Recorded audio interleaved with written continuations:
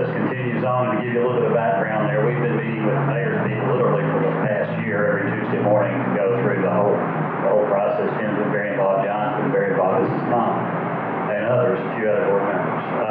The ground is all optioned. It's tied up, so we've got it under control. It needs to go through a process of the city exercising the options and kind of cleansing the ground, if you will. In other words, putting the streets, the cars have to be moved, the buildings have to be taken down. There's a lot to be done there. We've been in meetings with the state talking about the possibility of TIF, the tax increment financing on it. We've had many conversations with the city about its role, certainly with city council members about how that will work. It's all kind of coming together. And remember, that's more than just a stadium. We're trying to do this complete district development because stadiums aren't real good investments. You know, they cost a lot of money, and they don't, unlike your all's income statement, their expenses usually exceed the revenues. But if we can make this development work in its entirety, we believe that's what could bring together the opportunity for us to be able to provide the soccer-specific stadium that we must have to be able to continue to go forward. So we're making good progress. It's still a few years away, though. I mean, if we can get in there by early 2020, I think that's probably the best we'll be able to do. But it's a great site, and we appreciate the help that you're being with the city council and with all the members of the city council about the value of soccer to this community. And in that development, it's not just soccer. That's an urban area that needs to be redeveloped. You've seen it. It's a dilapidated tank farm, a junkyard, and a building that's vacant and a mini warehouse. So it will do a lot of things, we hope, for the city, and we hope that the soccer team will do what we originally intended for it to do, and that's to create something that all of us in this region can be proud of. Not a U of L team, not a UK team, but a city team. That's Louisville City.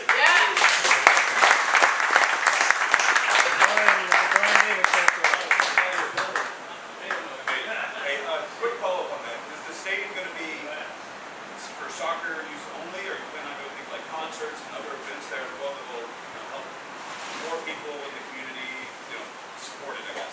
It will be our home, but it will also, and Mike, who's a serious numbers guy, but we're working pro formas that show concerts, other venues. It would give the city an opportunity to go bid for the state high school soccer championships, etc. But yes, it's many things that we could use in there. Who knows? We might end up someday with getting the opportunity to host a variety of things there. But it will not just be ours. We'll also open it up to the community. Obviously, we're asking the community. We will be asking the community to participate. All of us as taxpayers across this county.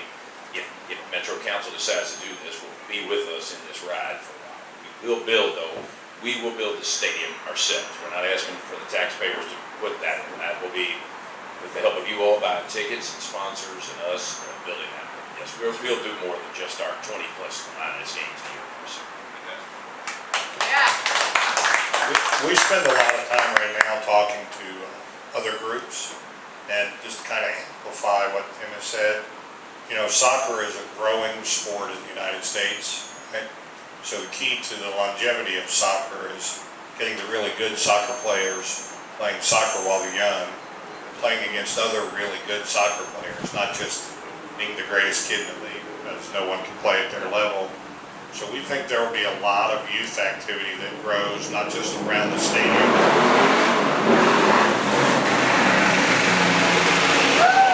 That was my call. I had a drive-by right there. Not just around the stadium, but at other venues around the county where youth soccer programs are coming into play. Let's let David ask a question, then we'll get to you. So, David? We're going to put a Molly Malone's in the new stadium. You got your space laid out in the lease right here. We talk about the financing, no problem. We got a new member, actually, who joined today, so applause for our new member. I'd be interested to hear what the specific next steps of the process are, so what stage gates are coming up to look out for. Relative to the stadium, I think, Tom. Well, the process will be exercising for the city to take the options that we have, that the team now holds, exercise those options on the ground. When I say cleanse it, the cars have to be removed, the tanks have to be taken down, scrapped out, the Challenger building has to be scrapped out, so that owners will take everything off of it they possibly can. We want to then be sure the streets are all clean, so all this process will take probably another 9 months or so. City council has to agree, mayor has to agree, then they have to agree in the process so that we can go to Frankfurt and request the TIF, and that comes under the public-private partnership rules where the city's involved, we, the team are involved, and then the state would potentially be involved. Are there specific like meetings coming up where something like that would be voted on that we should be? Well, aware of? I was going to pivot to that next thing. I mentioned that I have been calling council members. I specifically focused on the budget committee council members. But guys, tell us a little bit as far as those roadblocks, as far as convincing the council from a community perspective, not an ownership group perspective, what can we be doing to assist? That's a great question. So it's kind of a two-part question. The current budget that is being debated, this mayor's budget that he proposed, has inside of it $250,000 inside Louisville Forward, that's their economic development office's budget, to continue to help pay for. There's environmental engineering, surveying going on the site right now. There are still some more option payments that come due. Now all that goes to the purchase price if ultimately the city buys the dirt.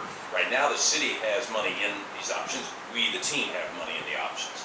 They're surveying it now. There's environmental, matter of fact, in 2 weeks we will be meeting with the environmental engineers to kind of get an update on it, etc. The key meeting on June 5th at the budget committee hearing that day, Louisville Forward will present their budget that day. So June 5th, circle that date, is a day we want to make sure, and I asked the cities, the folks at Economic Development we deal with every day last week, if they're getting any pushback. So far they're not, but all voices matter all the time. So June 5th will be the day that that budget for that department will be presented inside which we have 250. The city's current budget will pass on June 20th. We are likely to be in front of the city ourselves then come August. That's our tentative schedule because these options start to come due this fall, and by that time the work that Mike and John and Tom are doing on the financial side, and then there's another board member who's not here today, you would love to have been here, John Hollenbach, who's a very prominent developer on really the construction side.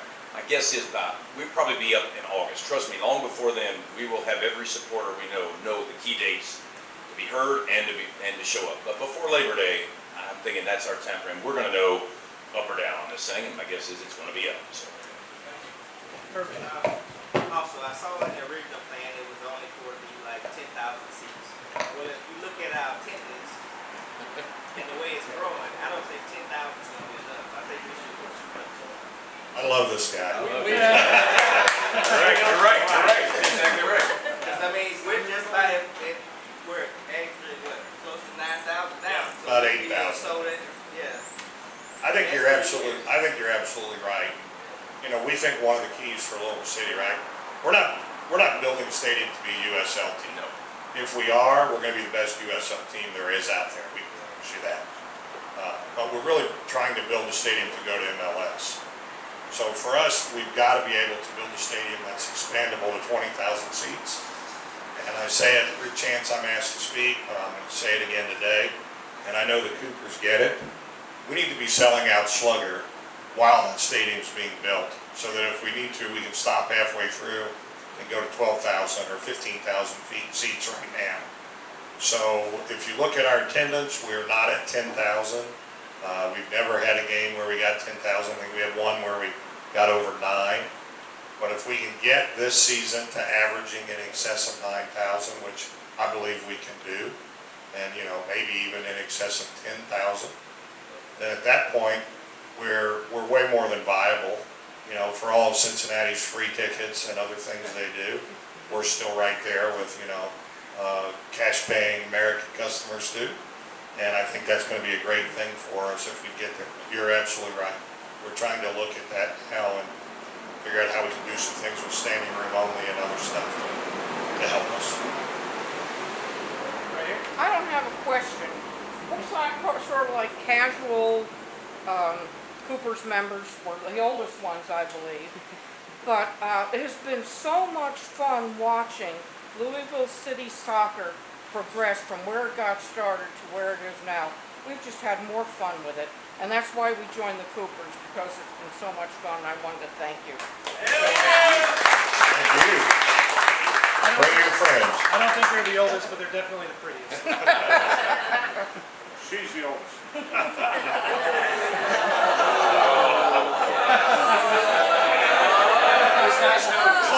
Hope that's a comfortable couch you got there. We'll give you a head start if you want to run that. I'm gonna ask a really crazy question. It's not for you guys, but it's for you all. How do you become a member of the Coopers? This fellow right here, my merchandise coordinator, Derek I Mills. can be your newest member.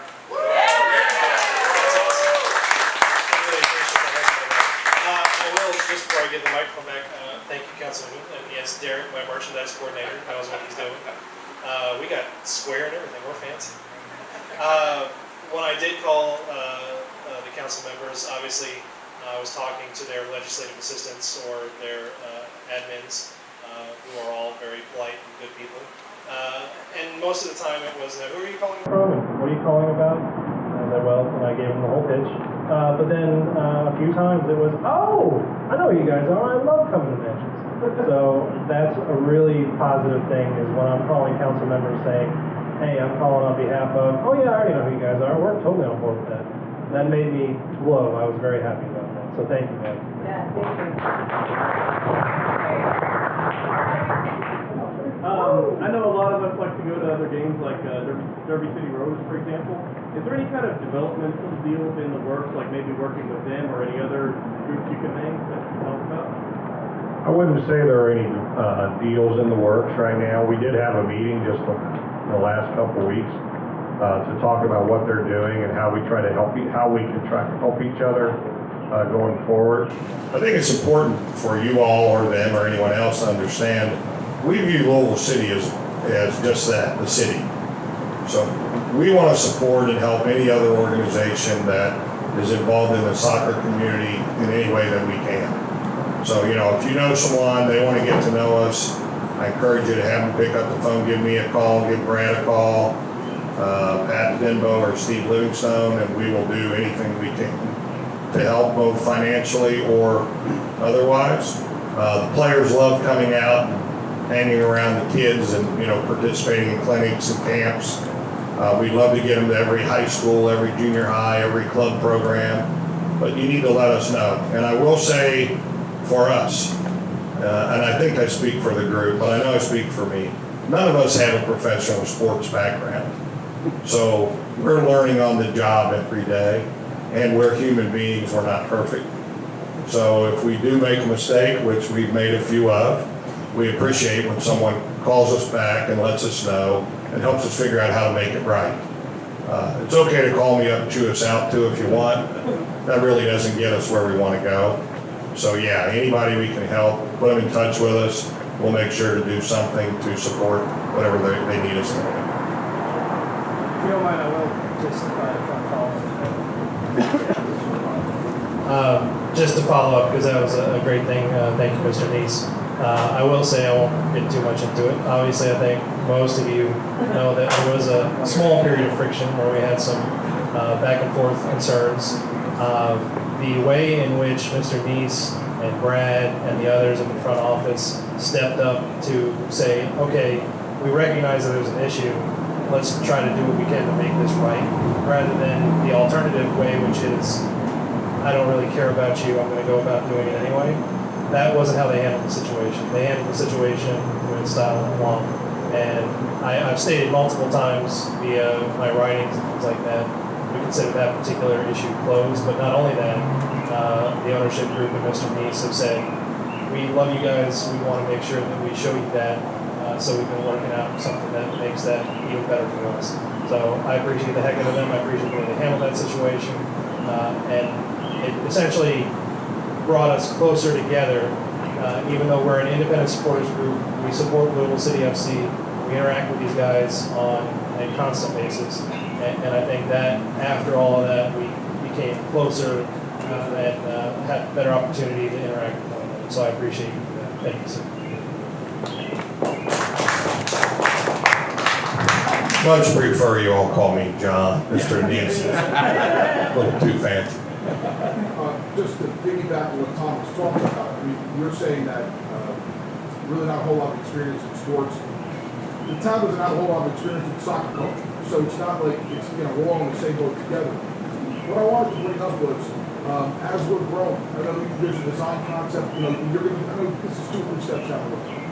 But eventually when that stadium comes to fruition and we start talking about how that's going to work, we're developing our own culture here. And I know what we do is, what everybody does, they see what this team does, they see what that team does, they see what these other groups do. My hope is that we do what we do. And if other people do things that are different and it might be considered a norm, if we don't do it, so what? I mean, it's not really about doing what other things, what other people are doing, it's about what we become. Part of that comes into the stadium design and things that ideas that have come up as far as what we'd like to do pre-game, what we'd like to do during games. That would set us apart, regardless of what league we're in, because a lot of us are starting to learn, we don't care what league we're in. We love this team, we've become family. Okay, it doesn't matter, you can put whatever missions you want. Of course, MLS is the goal, awesome, okay, that's great. I'm just going to show up at the same country, whether it's MLS, or USL, or ABC, or I don't care. I don't think a lot of us are sharing that opinion now too. But the point being is that as that process goes on, you start talking about design, and we start talking about some of the ideas that we have as far as presentation concerned, are you willing to work with us in that process? Obviously, budget-wise, I'm not talking about building, I understand that, but Gold toilets everywhere. yeah, I mean, some of that may include amplification, some of that may include ideas that are above and beyond anything that anybody's doing. I mean, speaking for the drum thing, I said it before, we're doing stuff that nobody in this country's doing. That's a fact. It has nothing to do with the league. I mean, there's MLS teams that would beg for this. If you don't mind, I'll use an example. Something that we talked about, and you guys can kind of respond to this, is as far as being a recognized supporters group, the largest, and also helping out in that regard, the barrel drums.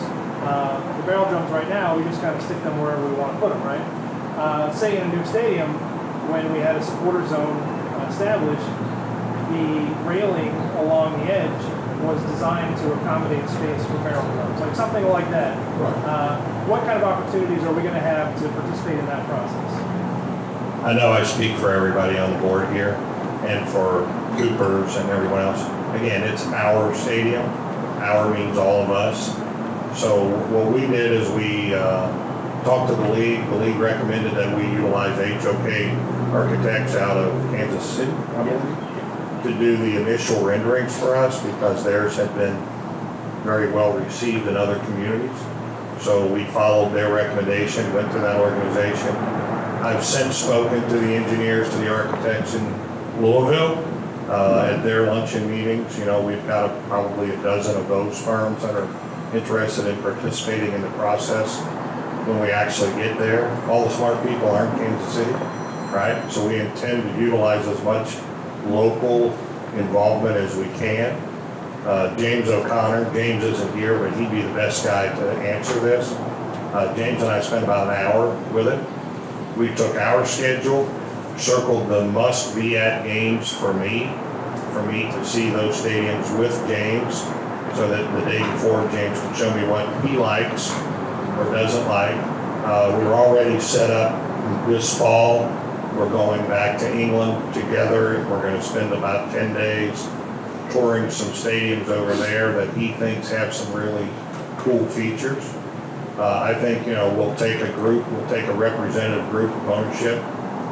Then we'll come back to you and others and say, you know, this is kind of where we are. It's going to be a collaborative effort, but I can assure you right now, all of that being said, we still won't make everybody happy. So we know we're going to have to deal with that when it comes. I was going to say, if you'd like to take a supporter representative. Break your name down, Joe. I got elected for a reason. We'd love to have some of you with us, actually, so that'd be great. But yes, we want to involve everybody. Kind of following on to that, if you see something you like, you maybe take a picture and say, this is something we see we like, here's where it is. That'd be great. Yeah, send those to Jonathan, or, you know, have you all met Steve Livingstone yet? You know, Steve's working for us as a consultant, came from the Jacksonville Armada, has a lot of front office experience both in the soccer world and the American football world, spent a number of years with the Jaguars. he's been quite helpful. He's Scottish, from Glasgow originally. He can't help it. Just from watching, we know you don't need any seats where you all are, so they've got to stand up there. Well, but I think those things, that's what John said. If you're going to do anything, you want to do it for your customers. It's your stadium. It's those who come. That's who it should be for. They're saying that they both San Jose, they have 4,600 square foot. Yeah. We can put that in our Yeah, well, All City Beer, and maybe that new Cooper's Craft bourbon that Brown Farm is going to say. That's right. We were actually down in Orlando to see how they've done the wall so that they can hold the sound in the stadium so that they get the roar. So we're making notes, taking those things down now. But yeah, speak up. We want everybody's opinion. Just one more comment and a question on that exact topic is also give a thought to the young families. Because one of the beauties of being in the baseball stadium right now is you see all the young kids running around like Alfred myself. Yeah. And having a little playground area, if you might call it, it's something to make you think about. Because we're not Celtic or Rangers, let's be honest. We don't need 50,000 bowl seats. Having a family area with something for the very young children, I think it's something that really should get to mind. Well, I think one of the great things about the ownership group of Louisville City, since I've gotten involved, is when you sit with any of the guys and you talk about anything, that family just comes up. So everybody realizes that. My grandchildren go to all the games with me, almost. And, I want an area for them to go have fun and grow up loving soccer as much as we do. So we're right there with you. I will say, just to address that for a second. Yeah, I want to let the scouts talk for just 1 second to say the supporter zone that we sit in as Coopers is, I would say, rated T for teen and above. But Scouts is newly recognized as a supporter group this year, so credit to them. And this goes back to, I don't see us as exclusive rights holders to Louisville City supporter culture. So we partner with Scouts. Scouts is a friend, and we want to work together to have both sides of the pitch going. So Scouts, give us just a quick. Well, what it is that I created Scouts' House because I grew up going to Anfield. I stood on the cop for 15 years. Okay, I know what it's like. I know the passion of the game. Okay, and that's what we've got going on right now. We've got passion in the city. Okay, the goal of Scouts' House is not all the family members like going to the Coopers because it's too noisy and the kids don't like it. They don't like the drums. But you can call up Dave Walker and request tickets to come into Scouts' House, which is a family-friendly section that you can bring your kids to, and your kids are guaranteed a front row seat right at the front. They can see it up close and personal. Okay? And the other thing that we offer in Scouts' House is the one thing that I run into day in, day out. I travel all over the city. I've traveled all over Ohio for my job, in Kentucky and Indiana. And the one thing that I run into is Louisville City. What's that? Soccer, what is that? Is Scouts' House provides an education to somebody who says, I don't understand that. So come on down to Scouts' House. I've got a bunch of Brits down there, a bunch of people from Scotland, Ireland, Wales, England, all over Europe. I've got some Mexican guys down there that will take the time and educate you, tell you exactly what's going on. And we even educate the referees every once in a while. And Scouts' House is an organization, but there are Coopers in Scouts' House, there are Black Sheep. And thanks to Joe, we got a small drum of our own. We do have a small drum of our own, and we encourage the kids to come up and beat the drum. Right. It's a lot of fun, and again, the goal is we're all part of the same barrel, and we're trying to get cross-pitch action going so that no matter which side they're attacking to, they've got us. Just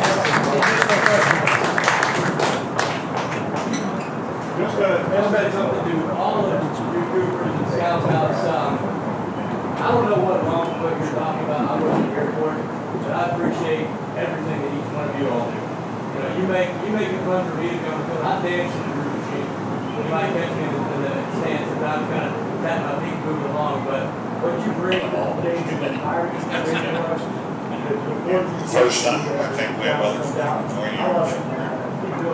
Despite our losses. So I think everything And one other thing I want to mention is that, just from a social standpoint, we had the team and team race this was a month ago, and I had a great time. And we love to find ways to have events with the team, and you guys also participate. I was going to ask a question. Whether it's today, Churchill Downs, or something along those lines, and any ideas or suggestions you all have for that would be great for us to know as well. Because I think, you know, the Indian they talk at the same time, It's not that lady's beyond that, you know, we'd love to hear your idea. She's got 25 colleagues. I think reality is right. Our city leaders, our officials are pulled in a lot of different directions. There are many, many, many worthwhile causes around the city, all seeking, you know, some form of public support. We just happen to be one of them. But like most things in life, you know, the squeaky wheel gets the grease, the voice gets heard. So I think the biggest thing you can do is just actually take the time to pick the phone up and call someone, or write a letter, or send them an email, and let them know how you feel. Let them know that you support the effort, why you think it's good for the city, not just from a soccer perspective though, as Mike said earlier, from, you know, revitalizing an area that is one of the first things you see when you come to visit our city.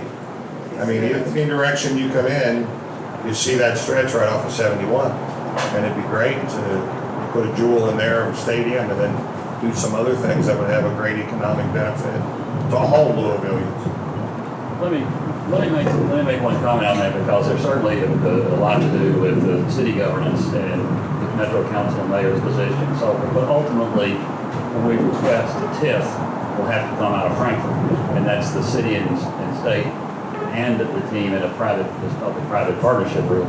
We really we need that TIF. When you listen to all the noise about Yum and the TIF and the carry-on and all that, we're a totally different deal. I mean, the city's backstopping Yum, and if it's not paid, the city pays. Our deal will be, the city will be involved on the front end, and they're out. The state, what we're asking the state for is to give us a portion of the economic impact that this project will be to the state. We're not going to ask the city for the portion of the economic impact that the project will be to the city. We want the city to keep that as a return for their investment. But we're having the economic impact studies being done right now. We think that to the state will be somewhere north of $100 million. We go far north of that. And then we'll ask them for a portion of that back to come back to us over a 20-year period of time to assist in the, you know, the debt service and so forth that we've got to have. So ultimately, it's go through the city process, and then hopefully the state will agree that this is something good for all of the state of Kentucky, in addition to the Louisville and surrounding areas. So we've got some political issues to go through, but it's a big public process. So. And the Coopers are going to share. The Jefferson County Clerk has made it ridiculously easy to find out not just who your council member is, but also who all of your representatives are. In fact, it's one of the easiest systems I've ever seen. You simply put in your address and everything down to the Soil and Water Conservation Board, which doesn't do anything anymore, but they tell you who represents you in that regard. So we're going to send out that information so that everyone has an opportunity to go find that. Like you said, not just for council members, but stepping up to the state level. And as they said, calling, writing, saying, I live in your district, I'm not just calling randomly, I care about this. Or, you know, I'll throw it out there.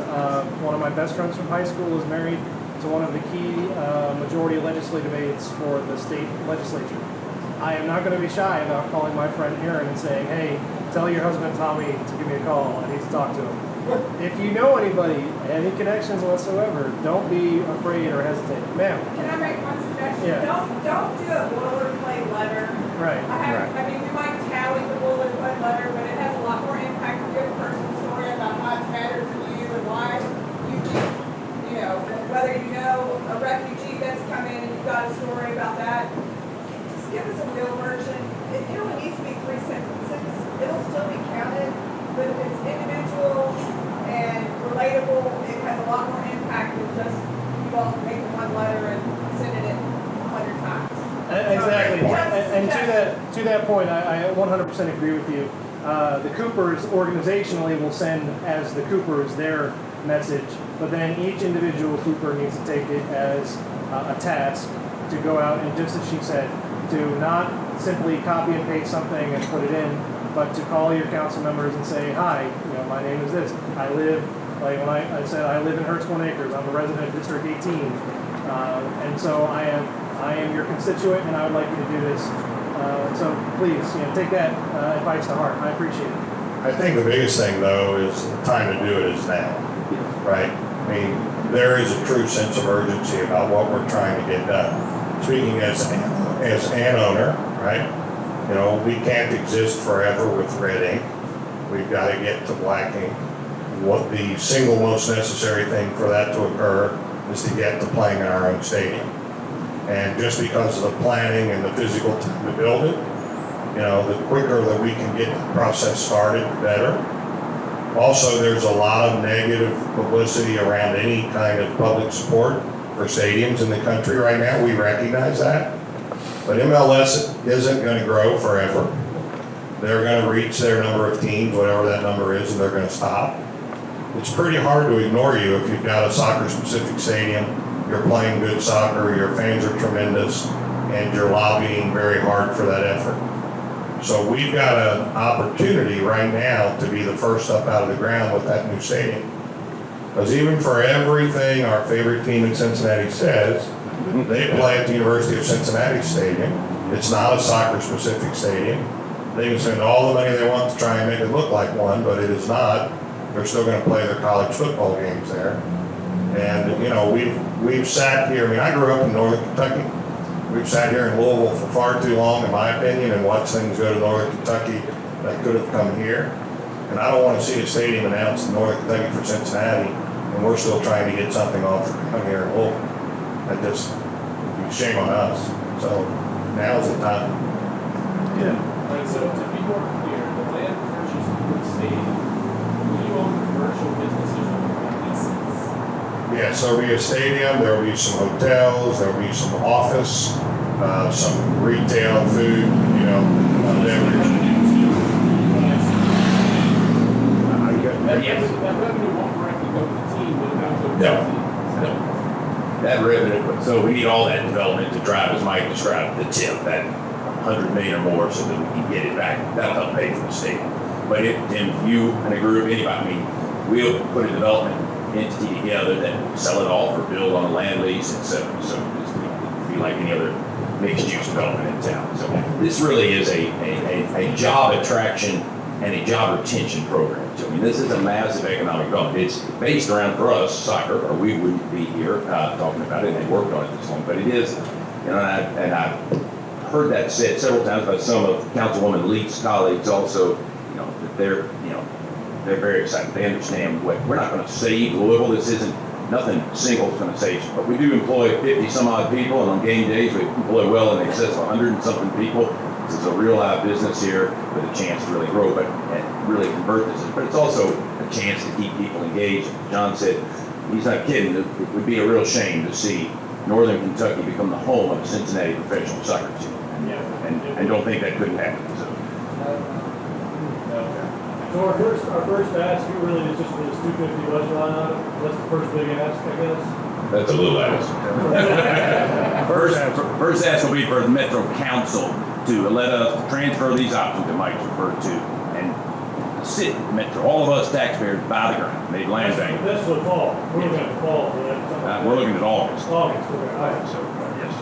And that's what we're asking the budget. When we call our council members right now, we're asking them to approve that line item in the budget. We need to ask. Which is small. It's $250,000 in Louisville Forward, part of the city. That's a big one in August, though. The big one in August will be. August will be.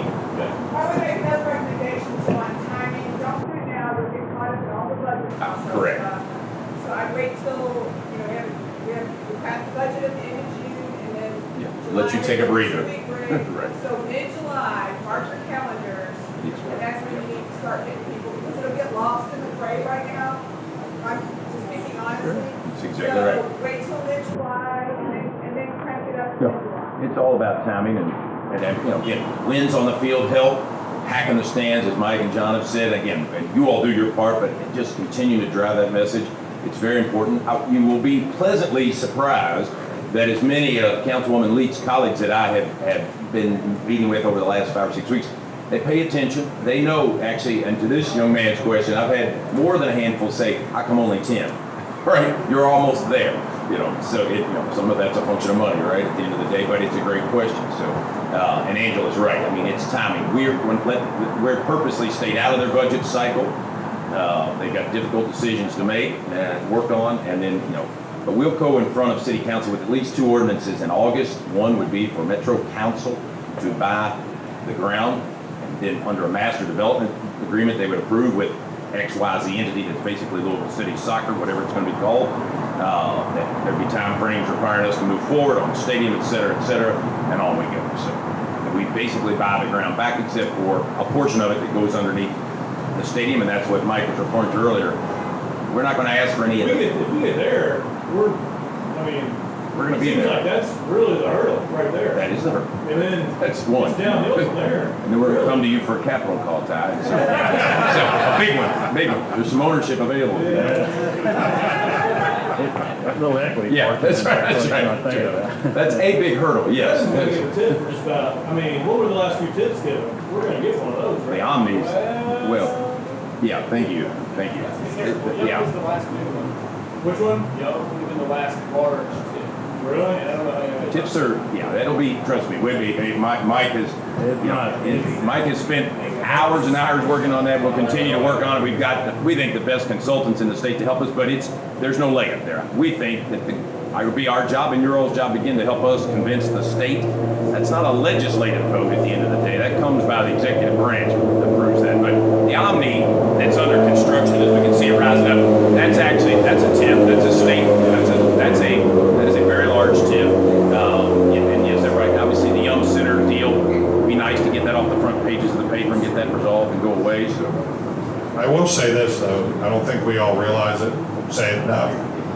We're blessed as Louisville City that we have Tim and John, 2 guys who have done some of the biggest developments in this city or in the state, working on our behalf to get the real estate lined up.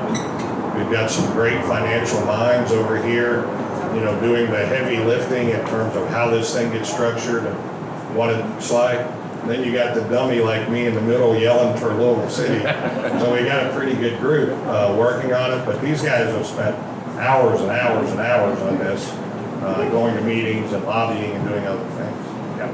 You gave us free beer, so we're behind you 100%. You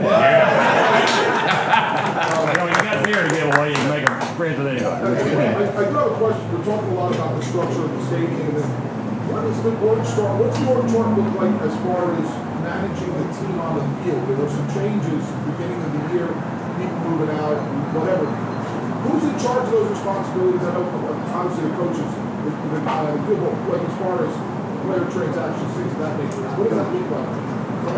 Well, let us try to answer that. That's a great question. Beginning with an earlier comment, right? We are learning as we go. So what we're trying to do is look at what the other really successful organizations have done, and then, sort of take the best of the best practices, right? If someone would have said to me even a year ago, John, this time next year, you're going to be sitting at Molly Malone's with a mic in your hand talking about Louisville City, I'd say I might be at Molly Malone's talking about Louisville City, but I probably got a pint in my hand, not a mic. So when Amanda really shocked us with her decision to move on, we were down at the winter meetings in Florida. I got a phone call. They asked if they could speak with Amanda. I said, well, I don't really know. I want to kind of understand what your position is. So he told me what he could tell me. But once he told me, it was pretty clear it was a great opportunity for Amanda. Amanda had done a lot of good things for us, and she deserved the opportunity to at least look at that if she wanted to.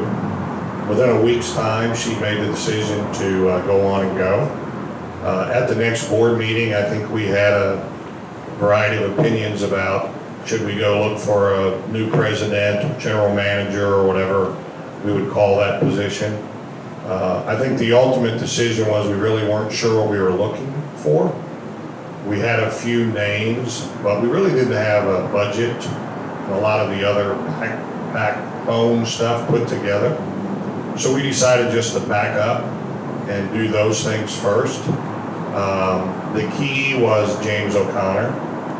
Maybe it's good he's not here right now. Ed might not go back out of here, you know, but seriously, James is awesome. He was already making most of the player decisions and looking at where we wanted to go. So it was really just sitting down with James and spending a little bit of time and understanding his strategy. So I always say if it's pitch facing, you know, I want James to make the ultimate decision. We may make a suggestion or two, but really that's James's decision. I was only involved in 2 player contracts. Most of those were handled by James and Daniel and Tabani and the staff. There were 2 situations where I needed to weigh in. I generally tend to go to Mike if I'm not quite sure what we should do, because he puts Skyball together in between my side and that side, if you will. That's the majority of the shares in the team. So as long as we're kind of like mind, we figure that's the best way to proceed. So if it's pitch facing, it's James. We hired a young man named Pat Denbo. Brad slipped out on us. Well, Brad had already come on board prior. So Brad manages what we call game day or merchandise or any of that stuff. Hopefully you've had a chance to interact with him. He's been great. We hired a young man named Pat Denbo, who was a Louisville native, had been out working in the golf world, and he wanted to come home. So he came back to Louisville and he took over sponsorship and all things related to that. Brad Estes, who works for me at Nice Ventures, really did the, let's just call it the executive admin type stuff. If Davina or Brad or somebody had a question. And then really out of the blue, we got Steve Livingstone's resume. His resume looked good. He had a lot of experience. He's added more put more meat on the bone to some of the other things we were already trying to do. But we're ahead in every category. So we checked the box, more season tickets. We checked the box, more group sales. We checked the box, you know, more community awareness, involvement, greater sponsorship dollars, real progress towards that stadium. You know, we're a team, and that's what I think we want to be right now. I think the day will come when we need that position filled again. But for one, I'm not in a big hurry unless it becomes something that we really just cannot keep up with. I'd rather have that strong front office team. And one nice thing about James, you never know his opinion on anything, right? So we always know where James is, and you know, James is very passionate, not just about soccer, but about Louisville City. So we rely quite a bit on him as well. All right, so we're getting close, so let's try, if there's one more question, or if there are no more questions. Last question. So, purple will be our color going forward? It's somewhere between blue and red, it's gotta be. Purple. That's a good answer. That was the reason. That was the reason. We're not gonna be blue or red for sure. Let me say one thing, John. Let me just say on behalf of all of us, I want to reiterate what John said a minute ago and Tim. You know, you all are critically important to this process. I mean, to the team, the whole process of developing the culture, the football culture in Louisville for what will be the future sport, and the due diligence process to put this group together to go into what we knew would be a financial, I don't want to say a financial loser because we've got some increased value, but we certainly spent a lot of money that we're not getting back early on to create something that's really good. But your group is critical to the success, and you have been from the beginning. We would have never been here, I think, as John said early on, or Tim said early on, when Phil Rollins came up, and I went down and met with Phil a few times, in the due diligence of looking at soccer and where it might go in this area before we took on the financial requirement to start this process, and Phil was really critical about that. This group was influential in that decision. I'm listening to a little bit of Scotland or Ireland back here, and a little bit of, there was 100,000 people in this community born outside this country. I knew they knew something about soccer that most of the rest of us who grew up watching UK and U of L play basketball didn't know, and I thought that would have value to this community in a multicultural way to bring us together, to not be able to, you know, I'm one of the guys that when we go to U of L basketball game, my wife won't let me wear that blue sweater anymore because she won't let me sit in her seats because she's wearing that red sweater. So I've lived that, but when we go down to Slugger, we all wear purple. So we appreciate everything that you all have done and continue to do, and we hope you grow to be larger and larger so we can get to that 10,000 average and more. Let's give him a big round of applause. Thank you all.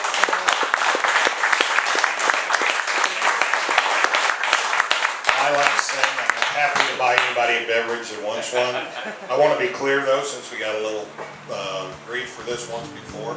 That's John Neese mine though, it's not Fall City beer. Obviously, I prefer you have a Fall City beer. If you like a beverage, it's on me, okay?